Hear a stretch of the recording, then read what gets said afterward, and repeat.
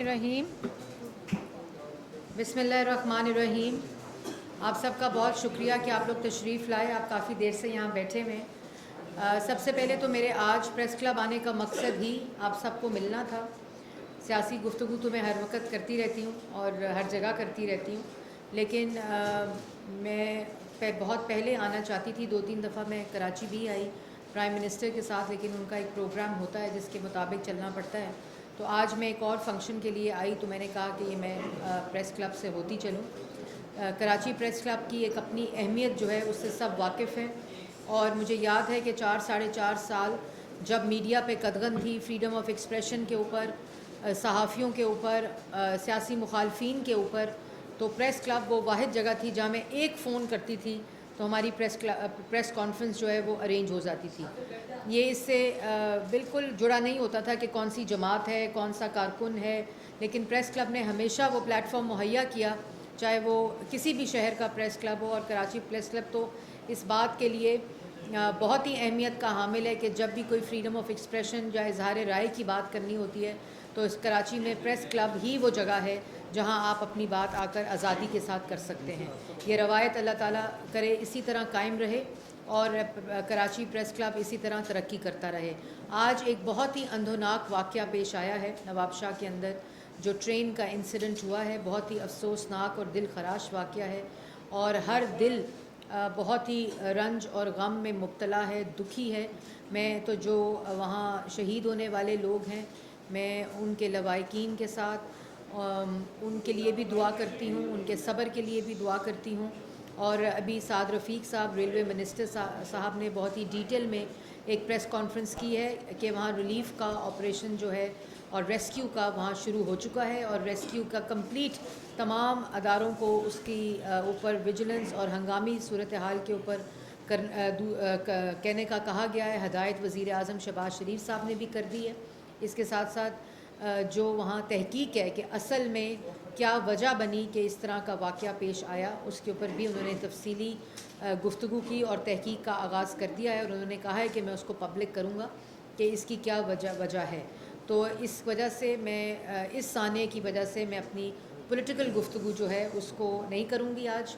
آپ نے اگر کوئی سوال اس سے ریلیٹڈ کرنا ہے تو وہ آپ کر سکتے ہیں. دیکھیں میڈم، میرا منظر اسی نام ہے نیوز سے میرا تعلق ہے. سخت سوال کرتا ہوں میں، لیکن میں سوال کرنے کی ہمت نہیں ہوئی. ہم تو ابھی بھی دیکھیں لگی ہوئی ہے. عمران ریاض جو اینکر پرسن ہے، ان کے حوالے سے نہ میں آپ سے سوال پوچھ سکتا ہوں نہ آپ جواب دے سکتی ہیں. یہ سلسلہ کب ختم ہوگا؟ دیکھیں، بات یہ ہے کہ اسی دور میں جو 4-4.5 سال میں جو پچھلا دور تھا، جس میں وزیر اعظم اس ملک کے، ان کو میڈیا پریڈیٹر جو آرگنائزیشنز انٹرنیشنل ہیں وہاں کہا گیا. اور اسی دور کے اندر جو فریڈم آف ایکسپریشن ہے اس کے 7 پوائنٹس میں اضافہ بھی اسی آرگنائزیشن نے کیا. تو بات یہ ہے کہ آپ کا جو پیرامیٹر ہوتا ہے، آپ کی جو فریڈم آف ایکسپریشن کے انڈیکیٹرز ہوتے ہیں، وہی اس بات کا تعین کرتے ہیں.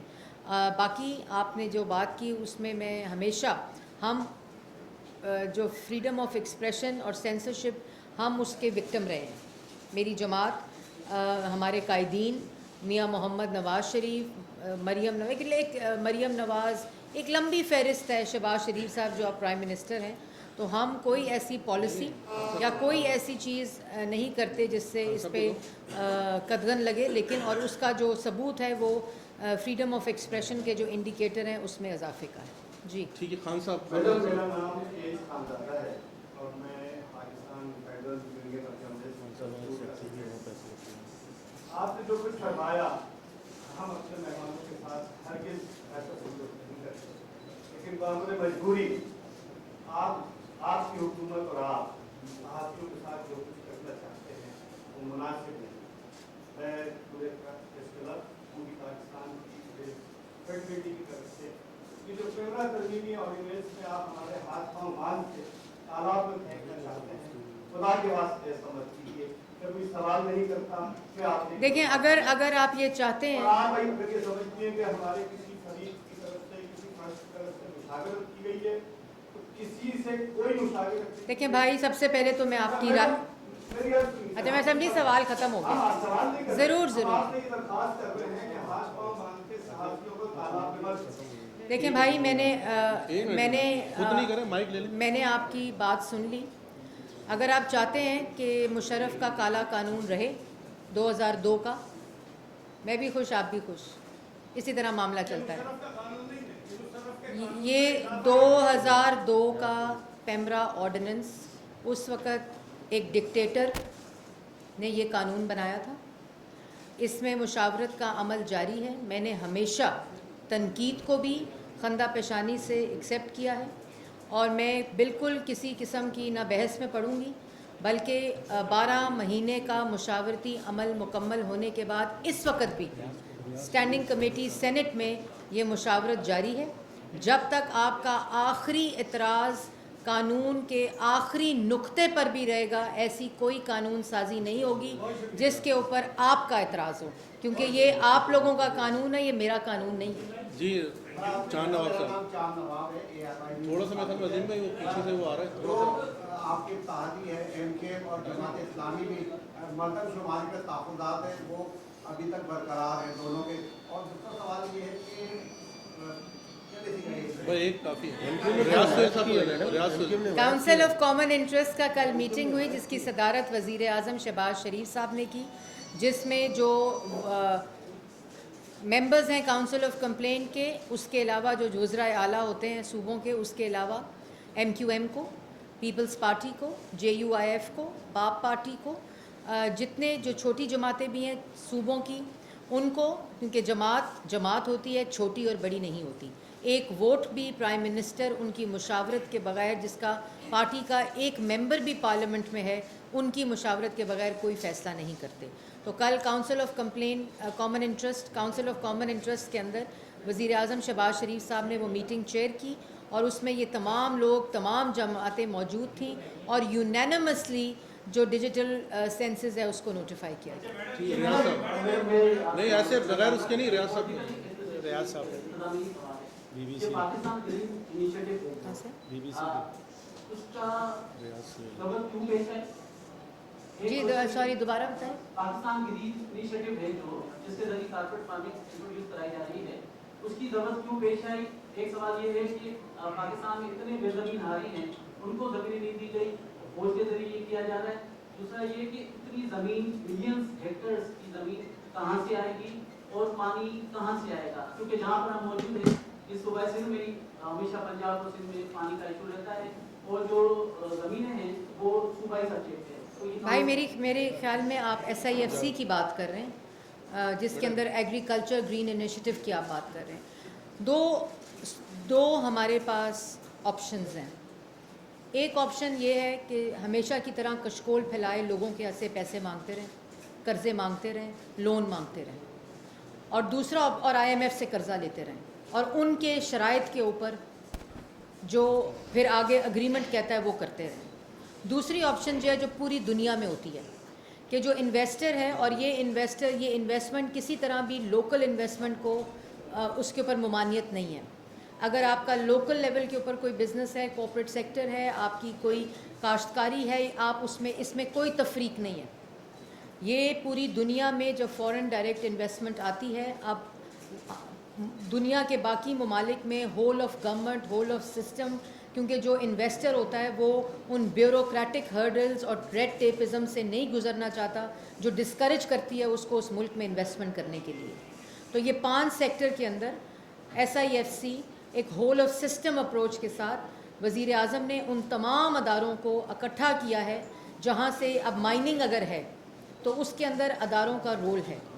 माइनिंग के अंदर जो लैंड्स हैं, जो माइनिंग का पूरा प्रोसेस है, उनके अंदर उनकी स्टेक होती है। तो इन तमाम, ये किसी के हवाले नहीं किया जा रहा, ये ज़मीनें किसी के, ये एक प्रोपोगंडा ज़रूर हो सकता है, लेकिन मेरा ख़्याल में कल एक डिजिटल पोर्टल का क़याम किया जा रहा है, जो कि ट्रांसपेरेंट तरीके से SIFC से रिलेटेड 5 सेक्टर्स के अंदर जो इन्वेस्टमेंट का प्रोसेस है और उसका जो पूरा तरीक़ाकार है, उसको डिजिटल पोर्टल पे डाल के आप सबको एक्सेस दी जाएगी। वो जनरल पब्लिक पोर्टल होगा, जिसमें आपके तहफ़्फ़ुज़ात जो हैं, जी नहीं, पानी और ज़मीनें पाकिस्तान के पास बहुत ज़्यादा हैं। अल्लाह ताला का बड़ा करम है हम पे, हम अगर उसको सही तरह से इस्तेमाल कर लें।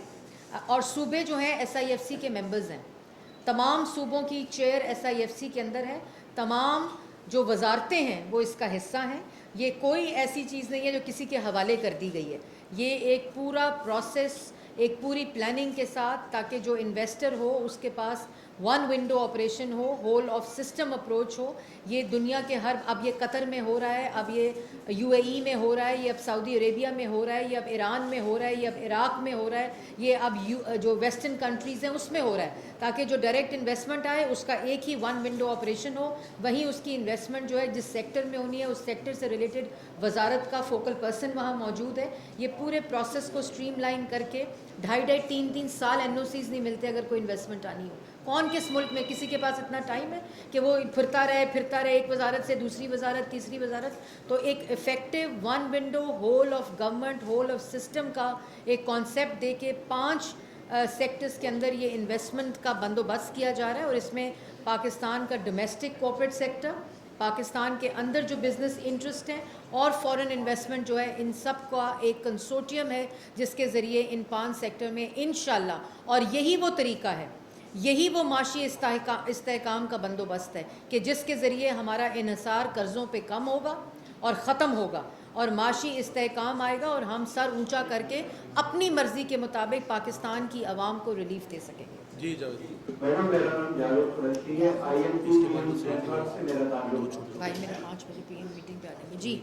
मेरा आपसे सवाल ये है कि अब आपकी गवर्नमेंट का बहुत थोड़ा अर्सा रह गया, पता नहीं कब 3 दिन और असेंबली की, तो केयर टेकर प्राइम मिनिस्टर के लिए कोई नाम फाइनल हुआ? बहुत सारे नाम चल रहे हैं। मैडम इसी में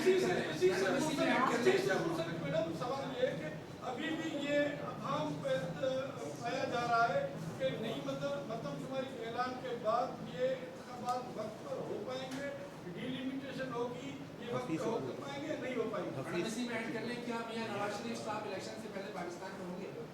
बहुत सारे सवाल। 3 सवाल और 3 आखिरी सवाल।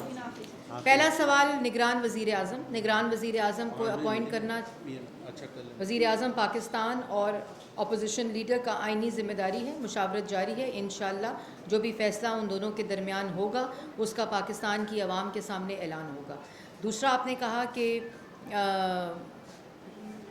डीलिमिटेशन और इलेक्शन की बात की आपने, मियां नवाज शरीफ साहब, वो तो तीसरा सवाल था ना। दूसरा सवाल वो मैं वैसे देना पहले चाहती थी, लेकिन ऑर्डर ये है कि उस ऑर्डर में देना है। तो दूसरा ये सवाल आपने किया कि जो ये जैसे एक कौमी फरीज़ा था कि सेंसस हो गया, तमाम सूबे उससे एग्री करते हैं और उसको नोटिफाई कराना चाहते थे। Digital notification of the census कौमी आइनी फरीज़ा CCI का था, जो कल तमाम सूबों ने वज़ीर आज़म की सदारत में यूनानिमसली नोटिफाई किया।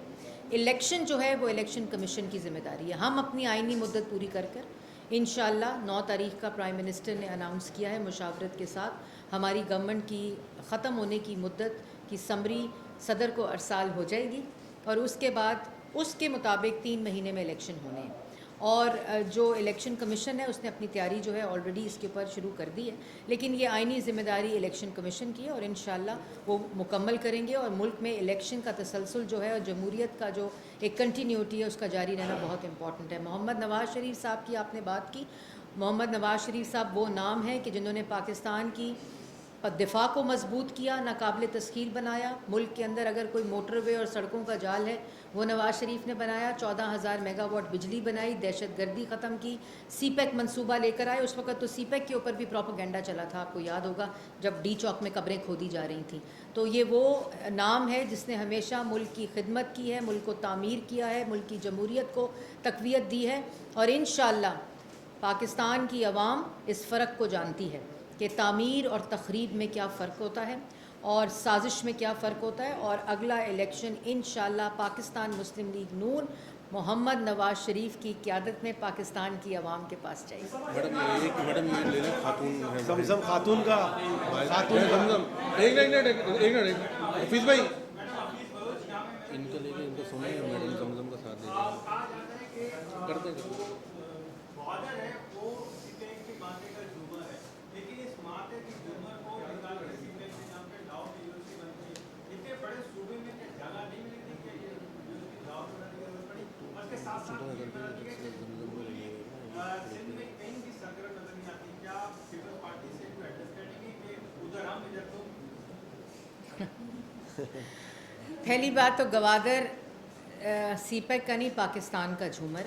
हमारी जो माशी शाहरग पहले कराची को कहते हैं, लेकिन ये पूरा ख़ित्ता जो है साउथ का, इसका पूरा जो माशी इन्हिसार है वो बंदरगाहों के ऊपर है और बिज़नेस के ऊपर है। लॉजिस्टिक्स, वहाँ से पूरी ट्रांसपोर्टेशन का एक जो कॉन्सेप्ट है एक्सपोर्ट्स और इंपोर्ट्स का, उसमें उसकी अहमियत बहुत इम्पॉर्टेंट है। और इसी अहमियत को जानते हुए मोहम्मद नवाज़ शरीफ ने 2014 में चाइना पाकिस्तान इकनॉमिक कॉरिडोर की शुरुआत गवादर से की थी।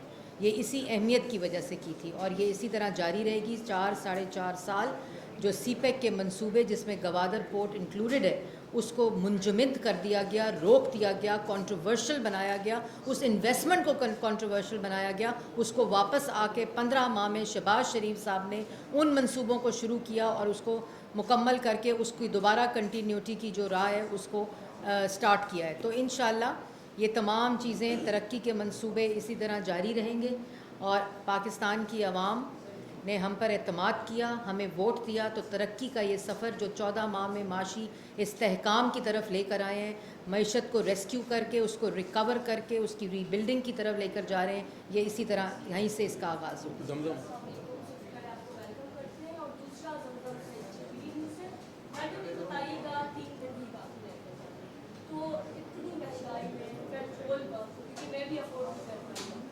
तो आप जाते जाते क्या समझते, थोड़ा रिलीफ देते हुए जाएंगे आवाम को या एक और बम गिराएंगे?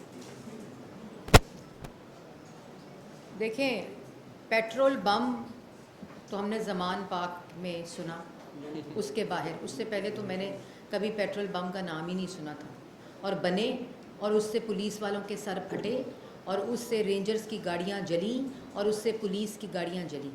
उसके बाद हमने वो देखा 9 मई को, जब हसास तनसीबात पर हमले हुए, हॉस्पिटल्स पर हुए, शोहदा की यादगारों के ऊपर हुए, स्कूलों पर हुए, एम्बुलेंसेस पे हुए। तो हमने पेट्रोल बम की वो तमाम चीज़ें को एग्जीक्यूट होते, जिसका मास्टरमाइंड जो है वो मिस्टर इमरान खान साहब थे, वो हमने देखा। तो जो पेट्रोल बम गिरा कर गए मार्च 2022 में IMF के प्रोग्राम को, अपने किए हुए प्रोग्राम को, मईशत को तबाह करके IMF में गए। नवाज़ शरीफ साहब ने तो 14 में शुरू किया और 16 में खुदाफिज कर दिया, हमेशा के लिए पहला प्रोग्राम मुकम्मल करके। तो फिर क्यों गया IMF के प्रोग्राम में, क्यों मईशत को तबाह किया? जो 6.1% की तरक्की पर मईशत ग्रो हो रही थी, महंगाई 3.4% पे थी, खाने पीने की अशिया की महंगाई 2.4% पे थी, तो क्यों IMF के प्रोग्राम में गए? क्योंकि मईशत को तबाह किया।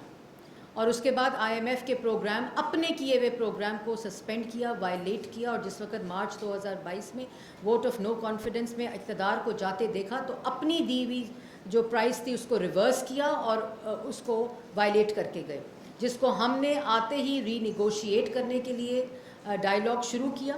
और अल्हम्दुलिल्लाह इस वक्त स्टैंड बाय एग्रीमेंट जो 9 माह के लिए है वो इन प्लेस है। ये महंगाई का बम भी उन्होंने गिराया, ये महंगाई का पेट्रोल बम भी उन्होंने ही गिराया, और मुल्क को महंगा करने का बम भी उन्होंने ही गिराया, और पेट्रोल बम फाड़ कर लोगों के, पुलिस वालों के सर भी उन्होंने ही फाड़े। माशाल्लाह ये तमाम चीज़ें उन्हीं के उसमें जाती हैं, जो परफॉर्मेंस उन्होंने 4-4.5 साल की। बहुत शुक्रिया।